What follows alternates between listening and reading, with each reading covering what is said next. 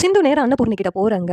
"அத்த, என்ன தவிர வேற யாராவது டாக்டருக்கு கல்யாணம் பண்ணி வைக்கணும்னு நெனச்சீங்கன்னா, நான் சும்மா இருக்க மாட்டேன்." அப்படி சொல்லிட்டு சொல்றாங்க. உடனே அன்னபூர்ணி, "என்ன பண்ணுவடி?" "நான் சிவாவுக்கு ஸ்னேகாவ கல்யாணம் பண்ணலாம்னு முடிவு பண்ணிட்டேன்." அப்படின்னு சொல்றாங்க. உடனே இங்க சிந்து இருந்துகிட்டு, "அத்த, நீங்க ஸ்னேகாவ கல்யாணம் பண்ணி வைக்கணும் நீங்களாவே முடிவெடுத்தா எப்படி? டாக்டர் மனசுல என்ன இருக்குன்னு கேட்க மாட்டீங்களா கடைசி வரைக்கும்?" அப்ப நான் பொய் சொன்ன போதும் டாக்டர் சொன்ன உண்மைய நீங்க ஏத்துக்கவே இல்ல. டாக்டர் கிட்ட கேட்காமலே நீங்களாவே ஒரு முடிவெடுத்து என் கழுத்துல தாலி கட்ட சொன்னீங்க. இப்பவும் நீங்க டாக்டர் மனசுல என்ன இருக்குன்னு கேட்காம தப்பான முடிவு தான் எடுத்துக்கிட்டு இருக்கீங்க. இதுக்காக பின்னாடி நீங்க வருத்தப்படுவீங்க அப்படின்னு சொல்லிட்டு எங்க சிந்து சொல்றாங்க. உடனே அன்னபூர்ணி இருந்துகிட்டு, என் பையனுக்கு எது நல்லதுன்னு எனக்கு தெரியும். என் பையன் மனசுல என்ன இருக்குன்னு எனக்கு தெரியும்." அப்படின்னு சொல்லிட்டு நான் சரியானதா முடிவு தான் எடுத்திருக்கேங்கிறாங்க. உடனே சிந்து இருந்துட்டு, "இல்ல, நீங்க தப்பான முடிவு தான் எடுத்திருக்கீங்க. டாக்டர் வர சொல்லி அவர்கிட்ட கேளுங்க. அவர் மனசுல யார் இருக்கிறா அப்படின்னு சொல்லிட்டு கேளுங்க. அப்புறம் நீங்க என்ன முடிவுனாலும் எடுத்துக்கோங்க." அப்படின்னு சொல்லிட்டு சிந்து சொல்றாங்க. உடனே அன்னபூர்ணி, "இப்பவே நான் சிவா கிட்ட கேட்கறேன். சிவா, இங்க வா." அப்படின்னு சொல்லிட்டு கூப்பிடுறாங்க. உடனே சிவா வந்து நிக்கிறாங்க. "என்ன பெரியம்மான்னு?" சொல்லிட்டு, "இங்க பாருயா, இவ சொல்றா, உன் மனசுல என்ன இருக்குன்னு தெரியாம நான் பாட்டுல முடிவு எடுக்கிறேன்னு சொல்றா. உன் மனசுல என்னதான் இருக்கியா?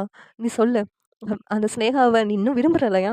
அப்படி சொல்லிட்டு கேட்குறாங்க. உடனேவும் இங்க சிவா இருந்துட்டு என்ன சொல்லன்னு தெரியாம முழிச்சுட்டு இருக்காங்க.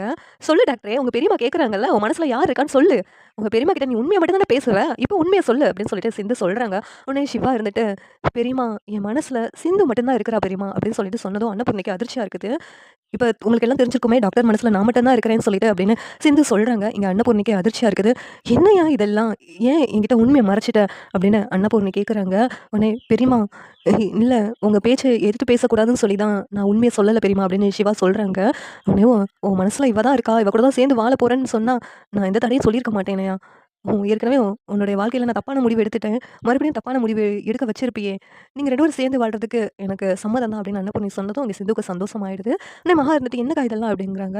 "நீ சிவா மனசுல இதான் இருக்குன்னா, என்னால எப்படி வேற முடிவு எடுக்க முடியும்?" அப்படின்னு சொல்லிட்டு அன்னபூர்ணி சொன்னதும், "டாக்டர், இந்த உண்மைய நீ அப்பவே சொல்லியிருக்கலாம். எப்படி அன்னபூர்ணி பெரியம்மா என்ன மருமகள ஏத்துக்கிட்டாங்கன்னு பார்த்தியா?"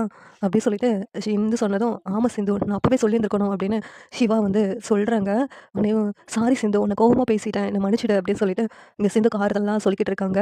இந்த சீரியல் எப்படி நல்லாருக்கும்னு நீங்க நினைக்கிறீங்கன்னு கமெண்ட் பண்ணுங்க. இந்த வீடியோ பிடிச்சிருந்தா லைக் பண்ணுங்க, ஷேர் பண்ணுங்க, சப்ஸ்கிரைப் பண்ணுங்க. Thank you.